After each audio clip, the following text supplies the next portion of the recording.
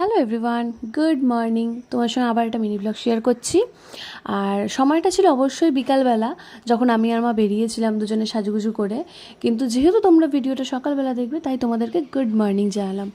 তো যাই হোক, আমি আর মা রেডি হয়ে ঝটপট স্টেশনে চলে গেছি। আর গিয়ে দেখছি স্ত্রী বাপ পুচকেটা আমার দিকে তাকিয়ে রয়েছে, আমার দিকে হাত নাড়ছে।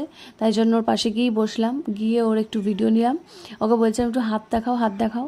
আর ওর মা পেছন দিকেই ঘুমোচ্ছিল। তো যাই হোক, সেদিনকে এত সুন্দর ওয়েদার ছিল, কিন্তু ভীষণ গরম ছিল। তো ওর মধ্যে ট্রেন চলে এসেছিলো, ট্রেন তো পুরোই ফাঁকা ছিল, তাই যে যার ইচ্ছে মতন হাওয়া খেতে খেতে যাচ্ছিলাম। আর সেদিনকে এত ভ্যাপসা একটা গরম ছিল, মানে এই যেমন হয় না বর্ষাকালে একটা অদ্ভুত গরম, বৃষ্টি হবে অথচ গরম লাগবে, তো সেরকমই। তারপর প্ল্যাটফর্মে নেমে দেখি খুব বৃষ্টি হচ্ছে। আমি আর মা সেটাই কথা বলতে বলতে যাচ্ছিলাম যে একদিন বেরোলাম তাও বৃষ্টি হচ্ছে। হ্যাঁ হ্যাঁ, কোথায় যাচ্ছি বলবো, এক্ষুনি দেখাবো। তো আমি আর মা এখানে টোটো করে একদম সোজা চলে গেলাম। আসলে সেদিনকে গিয়েছিলাম আমার ছদ্দির বাড়ি। আর গিয়েছি, ছদ্দি জানতো না মা এসছে। আমি ঢোকার সঙ্গে সঙ্গে দরজা বন্ধ করে দিচ্ছিল।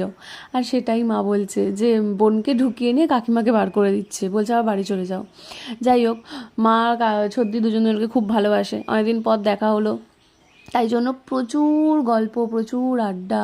সে ঘন্টার পর ঘন্টা, কীভাবে যে বিকাল 5টা থেকে 8টা বেজে গেল বুঝতেই পারা গেল না। যাই হোক, এরই মাঝখানে আমরা অনেক খাওয়া দাওয়াও করলাম, অনেক গল্পও করলাম, বড় মাও চলে এসেছিলো। সবাই মিলে একসঙ্গে জমিয়ে আড্ডা হয়েছিল। আর কত কি খেতে দিয়েছে, উফ। যাই হোক, ওখানে আমরা অনেকক্ষণ ধরে অনেক গল্প করছিলাম, কত রকম ছোটোবেলার গল্প, বাপ রে বাপ।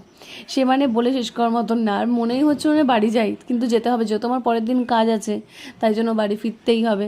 তাই ওকে আবার আদর ঠাদর করলো মা অনেকক্ষণ ধরে, ভালো ভালো কথা টথা সব বললো, ও সব শুনলো, কী শুনলো এই জানে।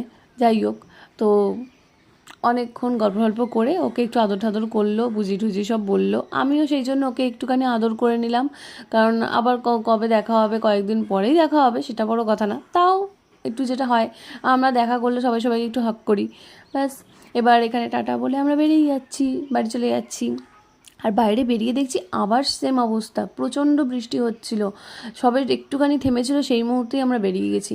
আর এদিকে ট্রেনে এত ভিড়, কি বলবো, মানে হাত আর মাথা ছাড়া কিছু দেখা যাবে না, একটু নড়ার উপায় ছিল না, এরকমই ভিড় হয় সন্ধ্যের পর ট্রেনগুলো। তো যাই হোক, এতটুকুই ভিডিওটা, কেমন লাগলো জানিও, টাটা।